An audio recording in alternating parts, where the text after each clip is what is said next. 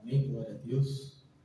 Pela palavra do Senhor essa noite, que se encontra no livro de Atos dos Apóstolos, no capítulo 1, verso de número 8. Diz assim a palavra do nosso Deus: Mas recebereis a virtude do Espírito Santo, que há de vir sobre vós, e ser-me-eis minhas testemunhas, tanto em Jerusalém como em toda a Judéia e Samaria e até os confins da terra. Amém? Lendo esse texto sagrado aqui, em Atos dos Apóstolos, Jesus, depois que ele foi assunto aos céus, depois que ele ressuscitou, no terceiro dia ele ressuscitou, ficou 40 dias ali com os discípulos, os instruindo acerca do reino de Deus. E aqui, antes de ser assunto aos céus, de subir aos céus, ele disse para os discípulos: Ficai, pois, na cidade de Jerusalém, até que do alto sejais revestidos de poder. O que nós entendemos é que Jerusalém representa o lugar da direção de Deus, da direção divina. No caso aqui era a cidade. Jerusalém representa a casa de Deus. Jerusalém representa estar na presença de Deus também. E aqui eles tinham que permanecer até o momento que o Senhor derramaria a promessa do Pentecostes sobre a vida de cada um deles. E assim eles teriam poder, autoridade para pregar a palavra de Deus e serem testemunhas oculares de Cristo. Porque no ministério de Cristo, os cegos enxergavam, os mudos falavam, morto Lázaro ressuscitou, e milagres extraordinários aconteciam. Mas, para que as pessoas acreditassem que aqueles 12 intrépidos homens fossem realmente cheios do Espírito Santo e realmente tiveram ali um encontro com Cristo e andaram com Ele, teriam que efetuar as mesmas obras que Ele fez, para que as pessoas acreditassem. E Jesus havia dito: se vocês crerem em mim, farão as obras que eu fiz, e maiores vocês farão ainda. Então eles precisariam estar em Jerusalém, para que o poder do Espírito Santo descesse sobre cada um deles, e depois eles iriam anunciar a palavra aos 4 cantos da terra, e assim os sinais acompanhariam o seu ministério, como cura, como milagres, libertação, enfim, coisas extraordinárias aconteceriam, porque eram homens indoutos e letrados. Tinha aqui Mateus, que era formado em economia, tinha Lucas, que era médico, que eram pessoas formadas, mas Pedro era um homem simples. Pedro era apenas um pescador, Tiago, seu irmão, e dentre tantos outros que eram simples. Então não tinham poder de comunicação, não eram homens versados no conhecimento, não eram intelectuais, não eram pessoas cultas, eram homens simples. Então precisariam um revestimento de poder e uma sabedoria dada por Deus, para que eles pudessem assim pregar o Evangelho. Prova clara que Jesus não precisa, claro que o conhecimento ele é fundamental, nós lermos, nós estudarmos, mas para fazermos a obra de Deus nós temos que estarmos na posição dele, obedecendo a palavra dele, seguindo a direção dele, lendo a palavra dele, claro, vivendo de acordo com a Bíblia, que com certeza você vai ter capacidade, revestimento, autoridade e sabedoria para ministrar a palavra, para ensinar, para pregoar o Evangelho. E assim esses homens estavam ali, cerca de 120 irmãos ali em Jerusalém, orando todos os dias. Todos os dias eles iam no templo orar. A Bíblia nos fala que cumprindo-se o dia de Pentecostes, que era a festa das colheitas, eram, se não me falha agora, 50 dias, não me lembro bem, e ali cumprindo-se aquela festa, eles estavam reunidos todos no mesmo lugar. Isso prova unidade, isso prova compromisso, prova que eles estavam ali reunidos no mesmo local, no mesmo ambiente, esperando de maneira constante promessa do Pai. E o que eu acho interessante é que eles estavam ali perseverando, independente das circunstâncias. Eles acreditaram no poder que Deus derramaria sobre as suas vidas, e assim eles estariam aptos para apregoar o Evangelho do Senhor aos quatro cantos da terra. A Bíblia nos fala que agora eles estavam reunidos, ou seja, é necessário aqui constância.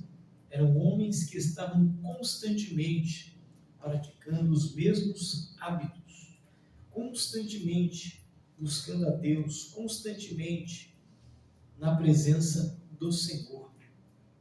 A constância, ela gera hábito, né? E o hábito gera perfeição naquilo que você faz. Se eu soubesse disso há muitos anos atrás, eu teria habilidades extraordinárias ou em muitas ou em algumas áreas da minha vida. Tenho até a habilidade de pregar a palavra, porque eu prego há muitos anos, desde novo, desde menino, né? Eu prego a palavra, eu estou com 40 anos de idade, mas comecei a pregar cedo, então eu tenho habilidade para pregar. Eu preguei em congresso, festividade, eu preguei em muitas igrejas, então eu tenho uma facilidade para pregar.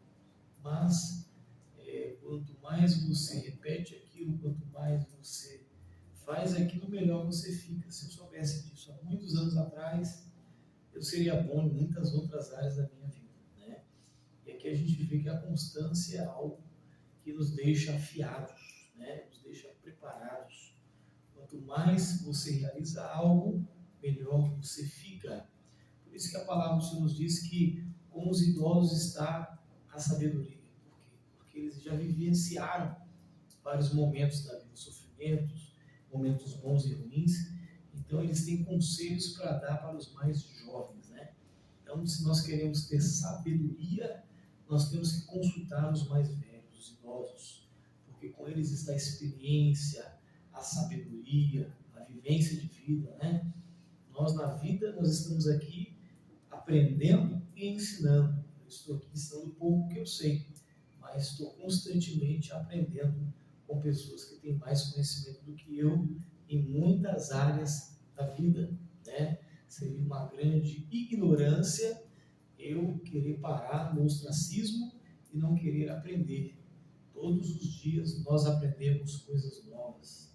Todos os dias Deus também nos tira da zona de conforto e nós aprendemos com Ele coisas novas. Todos os dias nós lemos o mesmo texto, a mesma palavra, e Deus nos revela coisas novas que precisam melhorar na minha e na sua vida. Então, todos os dias nós temos que ter contato com a palavra de Deus.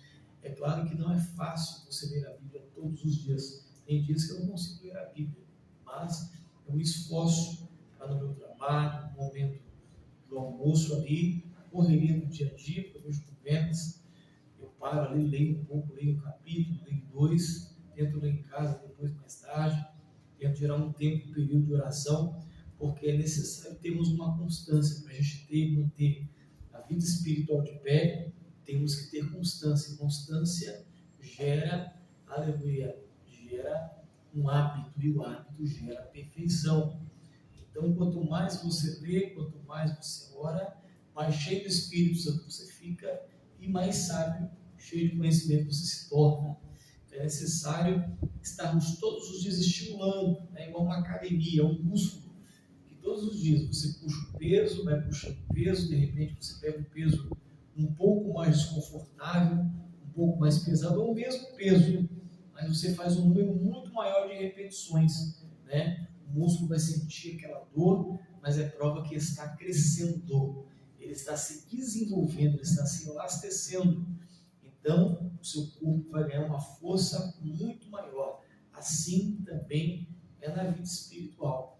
A gente ora, a gente lê, estamos fortalecendo os músculos espirituais e intelectuais da nossa vida. Então, quanto mais você ora, quanto mais você lê a palavra de Deus, você lê livros inspirados por homens de Deus, e claro que com um pensamento crítico, porque você somente não lê um livro e absorve tudo aquilo que você está lendo, de forma que você tem que ler e comparar com as escrituras. Muitas coisas ali que alguns autores falam é o ponto de vista dele, a visão dele. Tem coisas que eu não concordo e eu discordo e eu critico, mas eu vejo tudo que seja pautado na palavra de Deus, né? Sabemos que tem até homens de Deus que escrevem heresias, e a gente tem que estar atento a isso. Então, leia a Bíblia, compare, leia o texto da palavra, leia o antes e o depois, o contexto, o tecido da palavra, procura saber a exegese e a interpretação do texto, pega um dicionário. Hoje temos várias Bíblias, né? Você pega um celular, você baixa um aplicativo, né? Tem atualizações. Hoje no Google você puxa tradução de qualquer palavra, você consegue encontrar a cultura da época, o que acontecia, e isso é uma bênção. Antigamente nós tínhamos que ir numa biblioteca, né, para podermos achar, ou num curso teológico, era difícil ter um livro, um acesso àquele conhecimento. Hoje é muito mais fácil, então facilita para que você tenha conhecimento. Então hoje nós não temos desculpa, né, para sermos bons pregadores, bons pastores, bons líderes, porque nós temos diversos mentores aí, homens de Deus, mulheres de Deus, que o tempo todo estão no Instagram, estão no TikTok, mas é mais no Instagram, né? YouTube, né? Você está ouvindo ministrações, pregações, homens que tiveram experiências tremendas com Deus, né? Vai agregar para a nossa vida, é óbvio que vai agregar. Tem coisas que a gente não precisa passar, porque a gente vai aprender com pessoas melhores e mais experientes do que a gente. Então, vai ser uma prevenção, né? Como um pai, eu sou pai de 2 filhos, do Davi e do Miguel. Miguel e do Davi. Miguel está com 8 aninhos, Davi está com 6 aninhos, e eu procuro passar minha experiência de vida para eles, para que eles não errem como o pai deles errou, né? Quero que eles tenham uma vida muito além da minha, muito aquém, cheguem a lugares muito mais altos do que eu cheguei, com certeza, né? Com certeza isso vai acontecer, não só por questões de tecnologia, mas eu amo os meus filhos e eu quero que eles se deem bem na vida, principalmente na vida espiritual, né?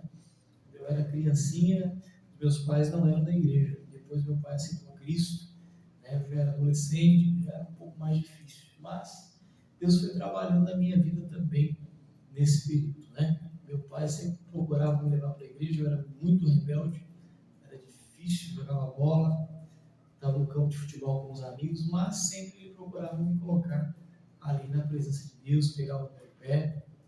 Tinha até escolinha infantil na igreja onde a gente ia, ele queria que eu ficasse no culto ali ouvindo a palavra de Deus. Eu não queria nem a escolinha para mim não me dispersar. Tem escolinhas que são uma bênção, né? A criança aprende a palavra de Deus. Tem escolinha que a criança só bagunça, não, só bagunçava. Eu ia para o culto, amava e para o culto, porque eu só bagunçava, não aprendia nada da palavra de Deus. Então, para mim, a escolinha naquela época, e o mundo lá fora era uma maravilha. Meu pai, esperto, mas foi o próprio Deus mesmo, fez com que eu ouvisse a palavra de Deus. E de repente, as escamas foram abrindo os meus olhos. Em um determinado momento que Deus teve encontro comigo. E ali, eu realmente aceitei a Jesus como Salvador. O Senhor me batizou com o Espírito Santo e começou a me conceder dons, e começou a fazer promessas para mim. E usava profetas para falar comigo, né? E um dia eu pregaria a palavra, que Deus usaria, e as coisas começaram de fato a acontecer, né? Sei que muitas outras ainda vão acontecer, mas espiritualmente falando, que é o primeiro ponto, é o reino de Deus, as coisas começaram a fluir na minha vida muito rápido, na vida espiritual. Então aqui os discípulos precisavam de ser vestidos de poder. Então eles estavam constantes, como eu disse agora há pouco. Constância gera hábito, e o hábito leva à perfeição. Tudo que você faz constantemente, é por isso que você vê hoje, você vai num médico, né, num clínico geral, ele sabe de tudo um pouquinho, ele não é especialista em nada. Mas se você for um especialista, um médico especialista, né, ele é perito naquela área, né, aquela área domina, porque ele estuda tudo sobre aquilo. Então, você vai chegar ali e vai ficar maravilhado, depende do profissional. Um profissional que vai em seminários, simpósios, enfim, ele é aplicado, com certeza você vai sair dali maravilhado, ele vai te abrir os olhos para muitas coisas.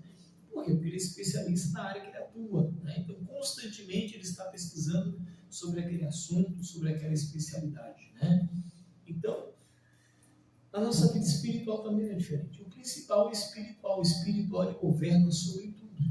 E aqui esses 12 homens estavam orando, quando de repente a Bíblia nos fala que eles ouviram um som como de um vento veemente e impetuoso, ou seja, um vento forte e violento. E a Bíblia fala que aquele vento invadiu aquele cenário, invadiu aquela casa onde estavam todos reunidos. De repente foram vistas entre eles línguas repartidas como que de fogo, as quais pousaram sobre cada um deles. Ou seja, eles começaram a ter uma visão. Línguas de fogo começaram a pousar sobre aqueles homens.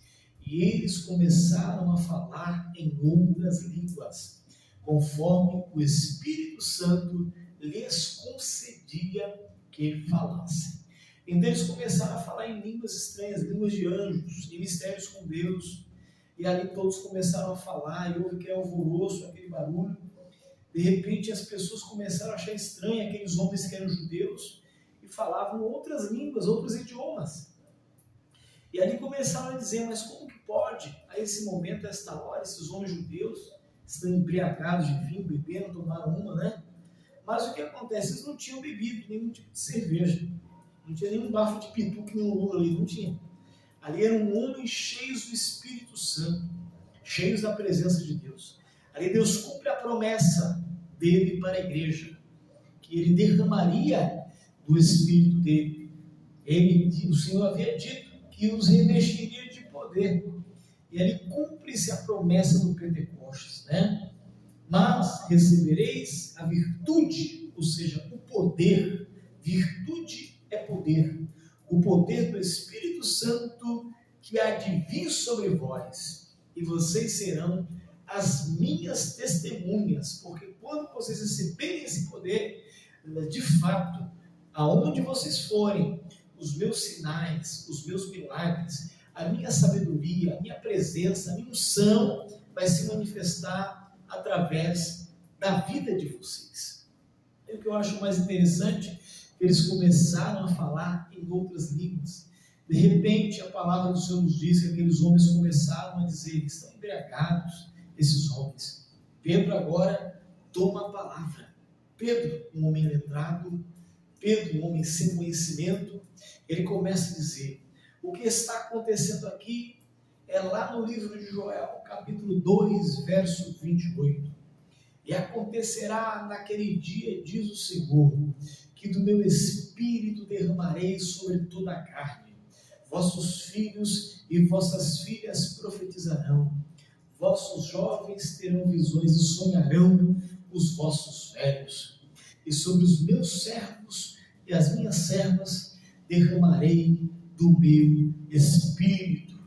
Quando aqueles homens escutam aquilo, e vem Pedro, um homem letrado, agora pregando a palavra, cheio do Espírito Santo, eles entenderam. E quando Pedro falava, o fogo e a glória de Deus os consumia, uma presença de Deus os tocava, porque não eram palavras meramente vazias, eram palavras cheias de poder. Aqueles homens agora começam a entregar as suas vidas para Jesus. E ali, uma pregação de Pedro, cheia da presença, cheia da virtude, cheia do poder do Espírito Santo, ele se torna uma testemunha ocular de Cristo. E 3.000 almas entregam as suas vidas para Jesus. 3.000 almas, você já imaginou? Aqueles homens vêm até Cristo através de uma pregação de Pedro, porque agora não era mais o Pedro que havia negado Jesus 3 vezes. Agora não era mais aquele Pedro que tinha falado, Jesus, tem misericórdia de ti mesmo, você vai morrer pela humanidade. E Jesus olha para Pedro e repreende ele e fala, para trás de mim, Satanás, se afaste de mim, Satanás, porque você fala coisas que provém de homens.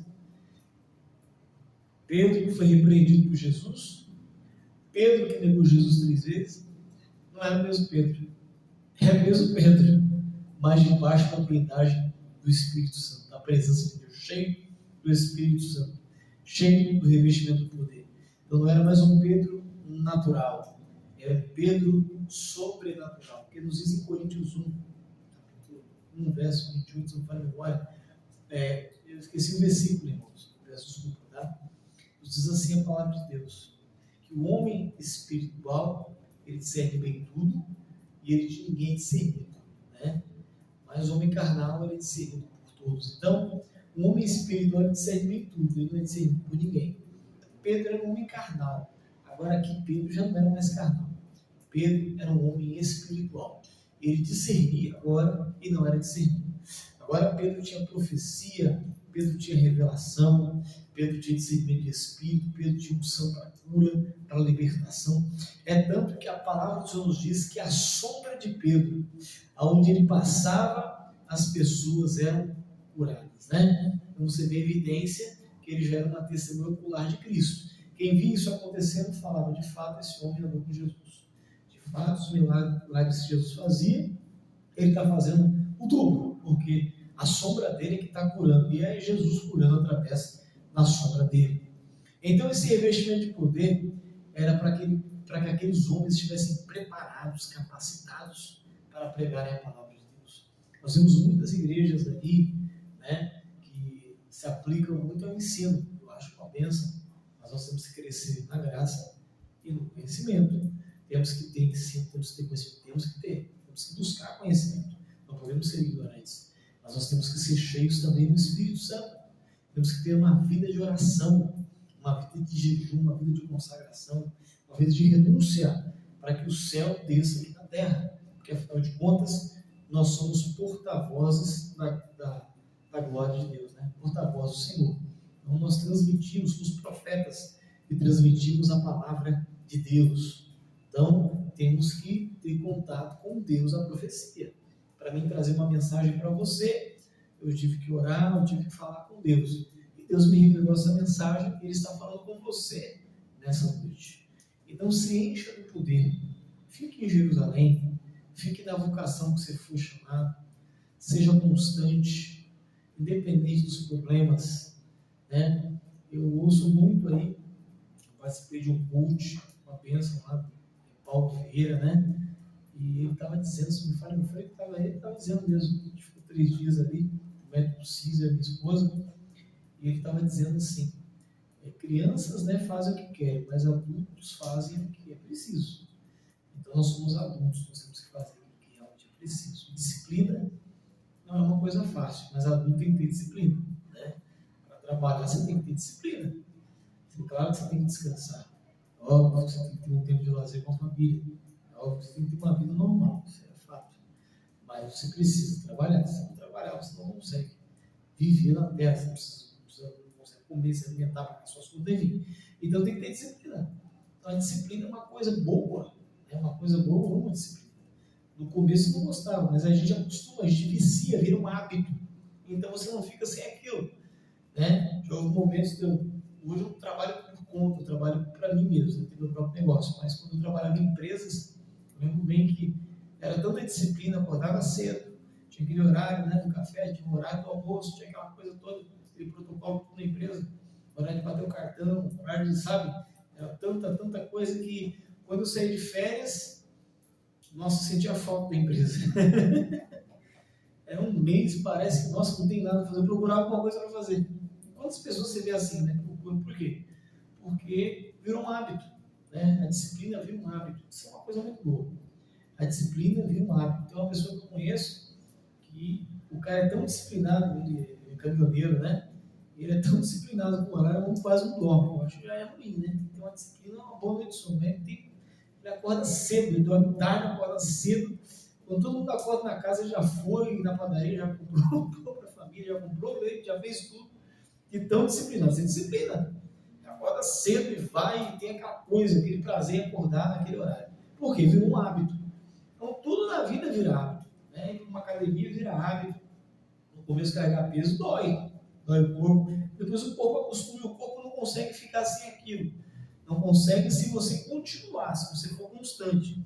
Agora, se você parar por qualquer coisa, não for adulto, for criança, aí você vai perder o hábito. Vai engordar de novo, vai inchar de novo, vai comer tudo errado de novo. Então, a mesma coisa é a vida espiritual. A gente mantém uma disciplina. Claro que um dia ou outro você vai falhar, isso é uma coisa comum. Vai falhar, se não é de ferro, vai ter dia que não vai ter como. mas você tem que dar continuidade. Falhou aquele dia, mas no outro você compensa a falha daquele dia. É igual a Bíblia. Você não leu hoje, mas amanhã você tenta ler o dobro do que você leu hoje, ou compense na semana. Mas fala, não, eu vou me esforçar para me ler a palavra de Deus. Eu vou me esforçar para me orar. Eu vou me esforçar para me ter uma vida mais pura, mais santa, mais irrepreensível diante do Senhor. E Deus vai te honrar por isso, com certeza. Enquanto tem pessoas, já viu aquele ditado, né? Você vê em alguns casos, né? Enquanto eu trabalho, enquanto eles dormem, né? Tem um logo aí, alguns casos que a gente vê por aí. Isso eu acredito que foi através do Michael Jordan, né? Eu vi aquele pastor, Miles Monroe, ele veio para o Brasil, pregou, o pastor Silas Malafaia, um evento que teve, acho que no sul do país, ele estava dizendo sobre isso, né? Sobre Michael Jordan, que ele acordava de madrugada, né? E estava ali sozinho na quadra, tinha muitos ratos ali, ele era pobrezinho na época, e o Michael Jordan, lembrando bem que ele é um servo de Deus, né? Ele já servia a Deus, parece a família, já era cristão. E ele era um péssimo jogador de basquete, mas ele tinha vontade de ser um jogador profissional. E aí ele sozinho foi treinando. Quando todo mundo dormia, ele estava treinando. Disciplina, hábito, constância. Todo dia, o técnico tinha cortado ele do time, não do time, né? Do time principal, ele estava no banco, né? Estava no time, mas estava no banco. Então não tinha outro lugar dele. De repente, ele estava tão bom no invisível, tão bom no secreto, ele estava tão acostumado com aquilo que ele acertava de onde ele queria as cestas, sozinho. Todo dia ele acordava de madrugada e fazia a mesma coisa. Constância, hábito. Chegou um determinado momento que um rapaz que jogava no time dele fraturou, se machucou, e ele entrou para substituir aquele rapaz. E ali foi o momento da ascensão dele, né? Que Deus deu honra, deu renome, ele cresceu e não parou mais. Porque ele já estava acostumado, já era um hábito, né? Ele fazia cestas, mas não tinha plateia. A plateia dele era os ratos. Ele fazia cestas, mas o técnico não sabia que ele estava treinando. Mas ele estava treinando. Aí o técnico coloca ele, de repente a bola vem para a mão dele. E o técnico fala, não joga a bola. Né? Não joga a bola, porque o técnico não sabia que ele estava preparado. Mas ele sabia, Deus sabia, e o capeta sabia que ele estava preparado. Então não tinha como parar aquele jogo. Ele não ouviu o técnico, ele jogou a bola e acertou a cesta. O técnico ficou de boca aberta, o time ficou de boca aberta, ninguém entendeu nada. De repente não foi só aquela cesta, foram várias cestas. E ele não parou de acertar mais. Se tornou um dos maiores jogadores de todos os tempos do basquete mundial. Né? Então, você trabalha enquanto eles dormem. Essa expressão. Nós oramos, buscamos, enquanto pessoas, né, não têm disciplina, não têm compromisso. Você tem que ter disciplina, você tem que ter compromisso. Comprometimento é com Deus e com você mesmo. Né? Então nós temos que ter essa disciplina. Bem, eu fico com essa palavra que o Senhor nos deu essa noite. Que Deus possa abençoar a tua vida nesse culto, que você seja abençoado, né? Independente do que dizem, do que pensam, do que acham, fazem ou não fazem, faça você.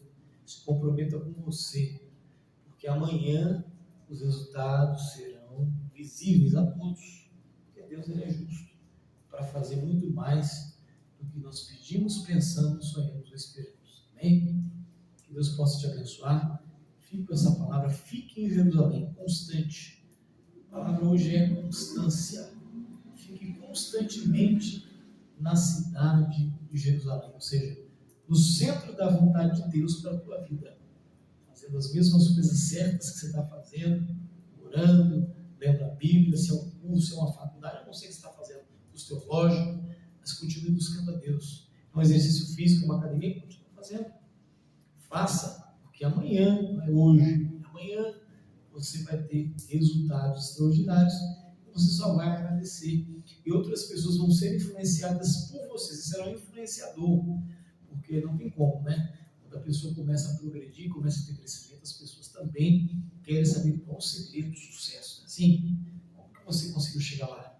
Você vai falar, foi constante, foi difícil, eu enfrentei muitas oposições, pessoas que não acreditavam em mim, porque só acredita em nós, Deus mesmo, né? nascer, quem acredita em mim, os meus baixinhos, dos filhos, me amam, meu pai, né? Minha mãe acreditava em mim, enfim. E Deus acredita em nós, né? Mas as pessoas não vão acreditar, vão criticar, porque muitas delas não venceram também na vida, como eu tenho você. Quem realmente vai querer te ver bem é quem já venceu, porque quem já venceu vai querer te empurrar para você também chegar lá, né? As pessoas que são bem-sucedidas em áreas da vida, elas vão querer que você também seja. Isso vai ser uma bênção para você, amém? Fica essa palavra e que você possa confiar no Senhor e esperar nele ser constante, amém? Deus abençoe a sua vida.